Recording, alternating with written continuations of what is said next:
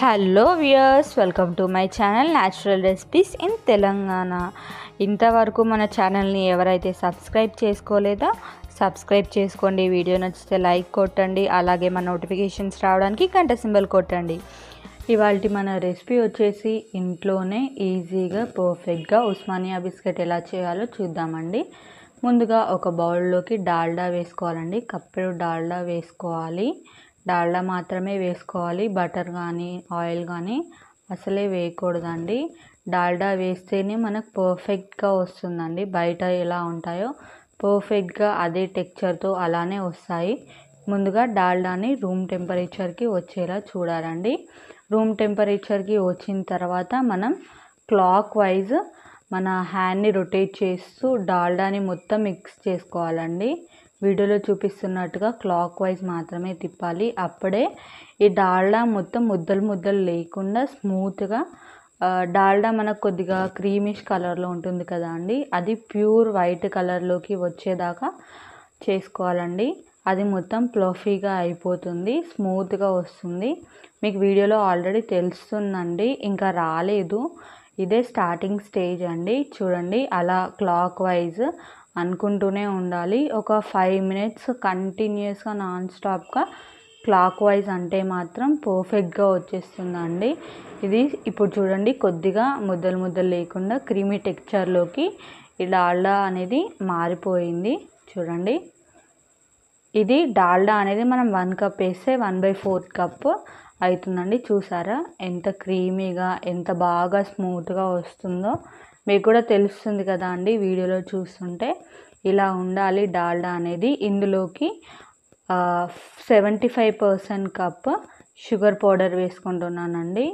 ఎందుకంటే బాగా తీపి ఉండదు కదా అండి, అందుకే 75% మాత్రమే వేసుకుంటున్నాను షుగర్ పౌడర్ వేసేసుకొని బాగా కలుపుకోవాలండి. ఇందాకే క్లాక్ వైజ్గా ఎలా కలుపుకున్నామో అలాగే కలుపుకోవాలండి. షుగర్ కూడా ఒక 5 మినిట్స్ వరకు కలిపేసుకోవాలి.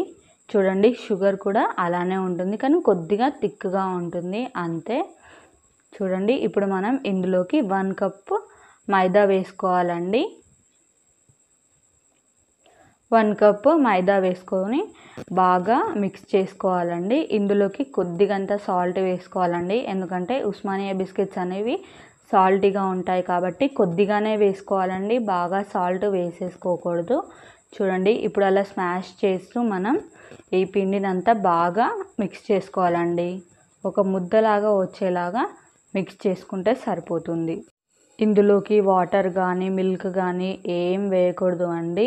మనం డాల్డాతో మాత్రమే చేయాలి. ఇలా ముద్దగా అయిపోతుందండి. ఇంతవరకు మా ఛానల్ని సబ్స్క్రైబ్ చేసుకోకపోతే సబ్స్క్రైబ్ చేసుకోండి. ఒక ప్లేట్ తీసేసుకొని దానికి కొద్దిగా డాల్డా అప్లై చేసేసుకొని మనం మైదా పిండిని మొత్తం అప్లై చేయాలండి ప్లేట్కి అనేది. అలాగే మా వీడియో నచ్చితే లైక్ చేసి షేర్ చేయడం మాత్రం మర్చిపోకండి.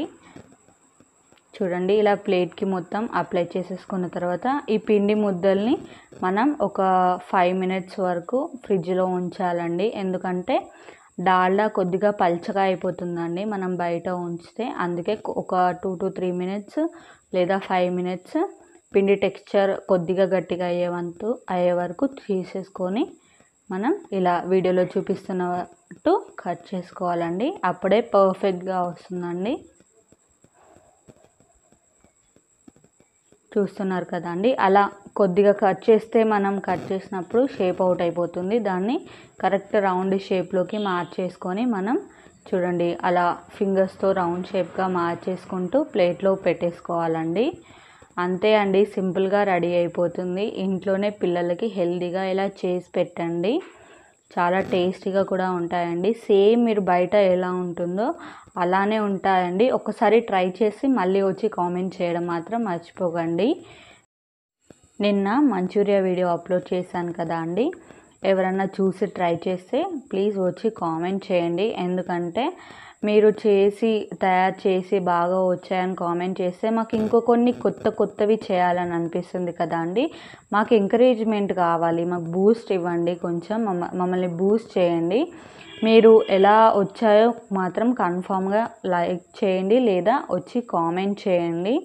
కామెంట్ చేస్తారనుకుంటున్నాను. ముందుగా ఒక ప్యాన్ పెట్టేసి ఇలా వీడియోలో చూపిస్తున్న విధంగా ప్లేట్ ప్లేస్ చేసేసి మూత పెట్టేసి లో ఫ్లేమ్లో పెట్టాలండి, లేకపోతే బిస్కెట్స్ మాడిపోయే ఛాన్సెస్ ఉంటాయి. లో ఫ్లేమ్లో ఒక 10 మినిట్స్ వరకు కుక్ చేసుకొని అలాగే హాఫ్ అన్ అవర్ పక్కకు పెట్టేసుకోవాలండి. హాఫ్ అన్ అవర్ లేదా 1 అవర్ పెట్టేసుకుంటే ఇలా పర్ఫెక్ట్గా వస్తాయండి. కింద మాత్రం కొద్దిగా మాడిపోయి ఉంటాయండి, ఎందుకంటే మనం కుక్ చేసుకుంటాం కదా, ఓవెన్ కాదు కదా మనది, ఇట్లా పర్ఫెక్ట్ కలర్ లాగా రావాలని చెప్పేసి అందుకే కింద మాత్రం కొద్దిగా మాడిపోయి ఉంటాయి.